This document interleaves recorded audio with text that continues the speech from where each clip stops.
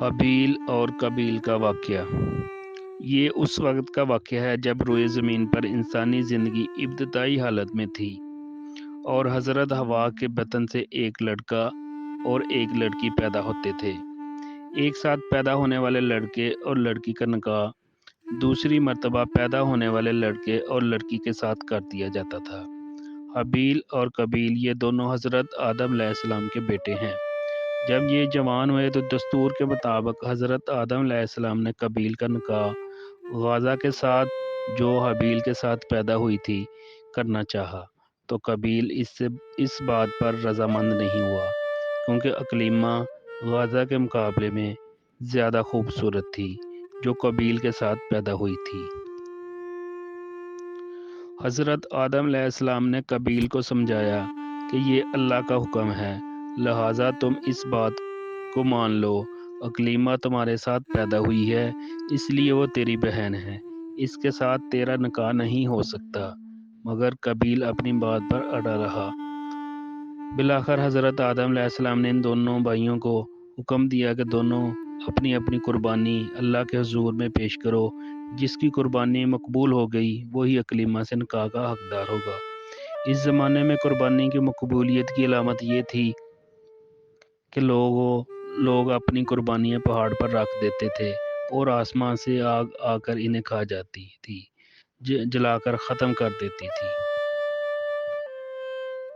قابیل کھیتی باڑی کرتا تھا اور حابیل جانور پالتا تھا۔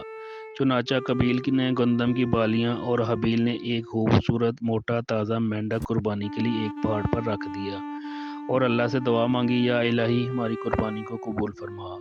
آسمان سے آگ آئی اور اس نے حابیل کی قربانی کو کھا لیا اور قابیل کی قربانی قبول نہیں ہوئی، جس سے قابیل کے دل میں حابیل کے لیے غصہ، حسد اور بغض پیدا ہو گیا اور وہ حابیل سے کہنے لگا، میں تجھے مار ڈالوں گا کیونکہ تیری قربانی قبول ہو گئی ہے۔ حابیل نے قابیل سے کہا، اللہ تعالیٰ پرہیزگاروں کی قربانی قبول فرماتا ہے، اور اگر تو میرے قتل کے لیے مجھ پر ہاتھ اٹھائے گا تو میں تجھ پر ہاتھ نہیں اٹھاؤں گا کیونکہ میں اللہ سے ڈرتا ہوں۔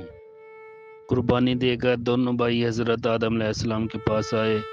آدم علیہ السلام نے فرمایا، اے قابیل، تیری بہن اکلیمہ حابیل پر حلال ہوئی اور تجھ پر حرام۔ قابیل اب مایوس ہو چکا تھا کہ اکلیمہ اس کے نکاح میں نہیں آ سکتی، اس لیے وہ حابیل کو مارنے کی تدبیر میں رہنے لگا۔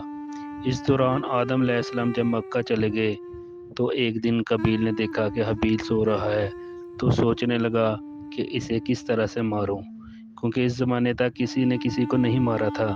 جب شیطان نے دیکھا کہ اسے قتل کرنے کا طریقہ نہیں آتا تو اس لعین نے ایک جانور پکڑا اور اس کا سر ایک پتھر پر رکھ کر دوسرا پتھر زور سے اس کے سر پر دے مارا، جس سے وہ جانور اسی وقت مر گیا۔ یہ ترکیب دیکھ کر قابیل نے اپنے بھائی حابیل کے ساتھ یہی کیا اور زمین پر سے ایک پتھر اٹھا کر حابیل کے سر پر دے مارا اور اپنے بے گناہ بھائی کو قتل کر دیا۔